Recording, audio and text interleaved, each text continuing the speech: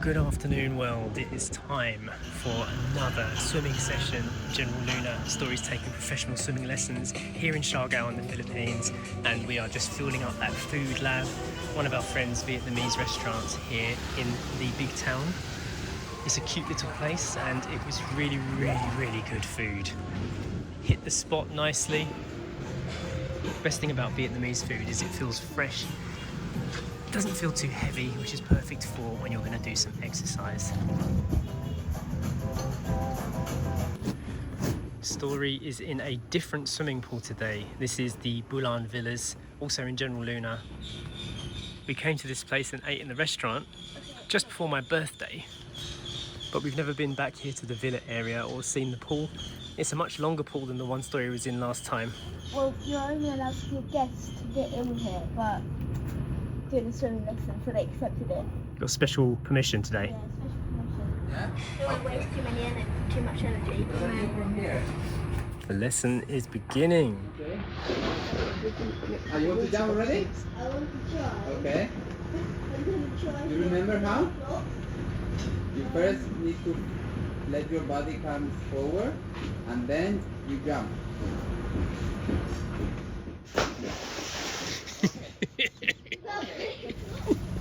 Okay, we'll practice later, okay? Still needs to work on that belly flop. So, do you remember how we kick?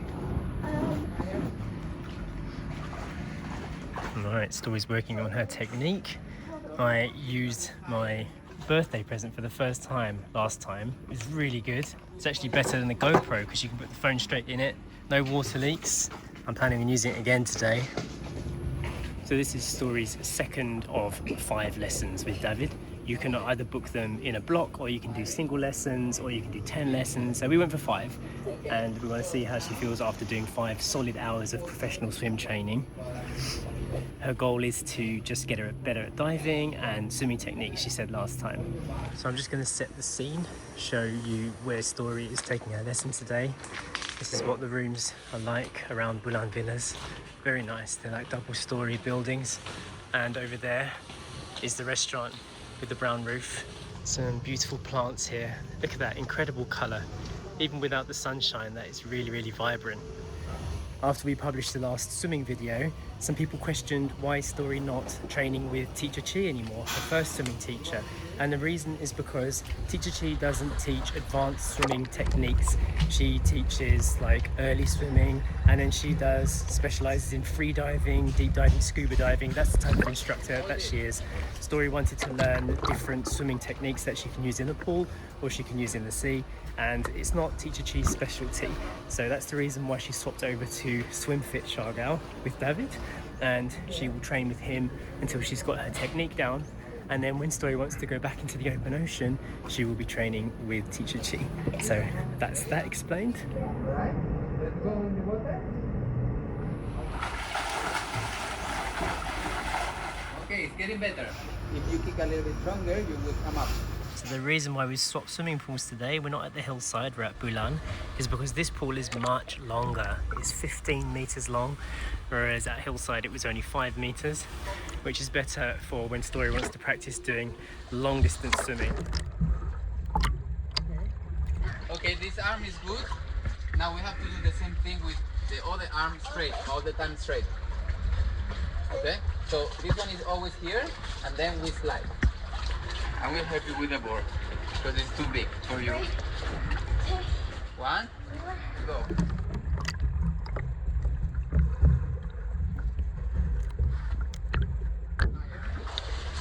Yes. Forward. Forward. Bring it like a little bit more, like this. Yes. Okay.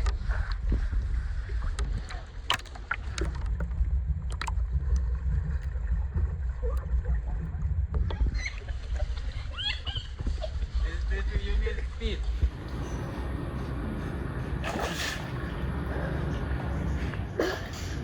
I think you were doing. Yeah. Okay, it's better, but still do it again because you did something I missed. It is a new afternoon and we have driven up to the north to sell stories bike, her little bike that she can no longer fit on. Story is growing up into a big girl here on this little island, and a question that we get faced with a lot is, why are we still here? Why did we choose to stay here as a British family who, you know, doesn't have to be in the Philippines, doesn't have to live the island life, the simple life that we do? Why are we still choosing to be on this island when there are so many other options out there for us? I don't know if you've ever heard of something called the Siargao Curse. A few people have mentioned it on their social media posts and also blog posts. It's a pretty simple concept, and it is that people fall in love with the community feel here, how it makes you feel sucked in. And when you leave it, that's when you really feel the pain of what you left behind.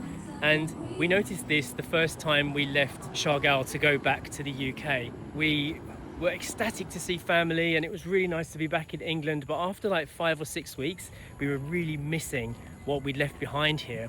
And when you try and explain it to people who haven't been here for a long time, they never really understand why it feels that way. And that's why people call it a curse. It's something that just kind of takes over you. And so many people feel it that come here, which is the reason why you have a lot of settlers who decide to never leave. Now, admittedly, sometimes it can feel like a bit of a bubble as well. There are times when it's really incredible and times when that bubble pops and you think, actually, is that feeling real? So here's what we've noticed that applies to us.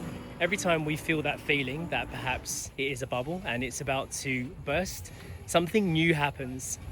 A new thing will appear in our life, a new reason to be here. And sometimes that could be a dog, or sometimes it's a opportunity. It's a trip that we've taken that's inspired us to really appreciate why we decided to stay. It's always something, and you can never really control or understand where it's coming from until it's there. And every single year, whenever we felt like we question what we're doing for the long term, one of those things happens to us. So it's a new year, 2025, and I can honestly say that another one of those things has happened to us out here, which we'll be revealing soon. We have big plans for this year, and they are all coming together very well. It's very exciting, and it does give us additional reason to remember what it is that is so special about Siargao and why we're here. More updates on that soon. For now, we're saying goodbye to Story's past. Who remembers this little bike? Can you imagine Story trying to ride this now? Way too small for her. We're setting the helmet as well, and the stabilizers that she never used. We're gonna get some lunch here and then head back to Poppy.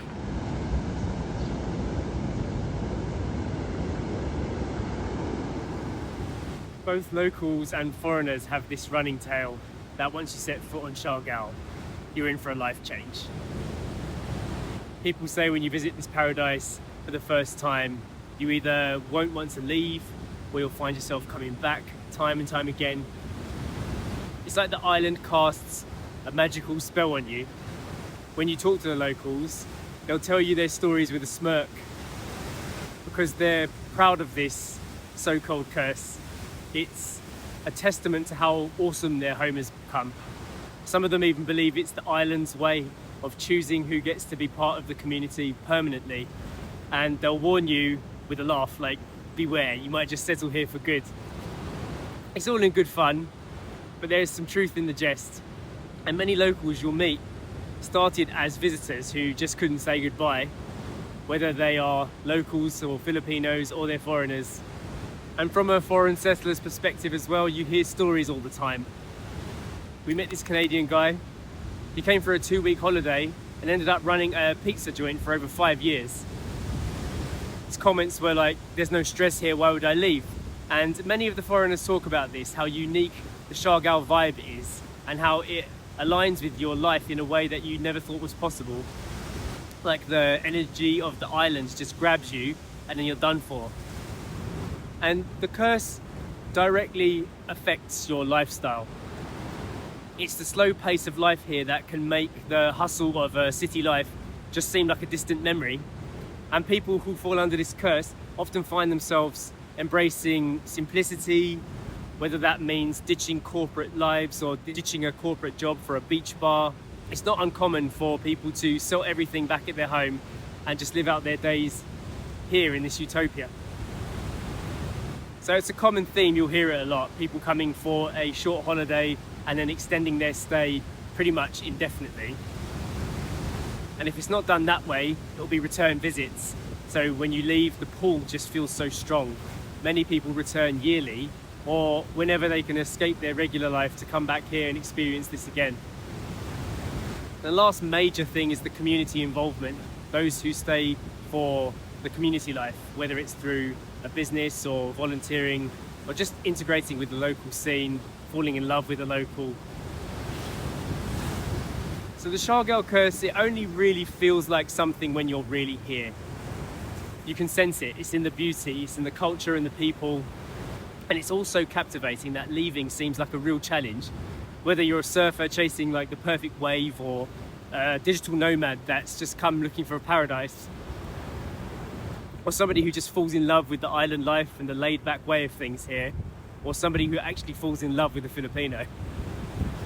Siargao has this way of making you feel like you found your true home, or at least a second home.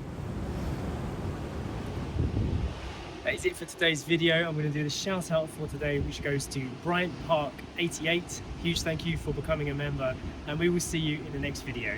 Bye.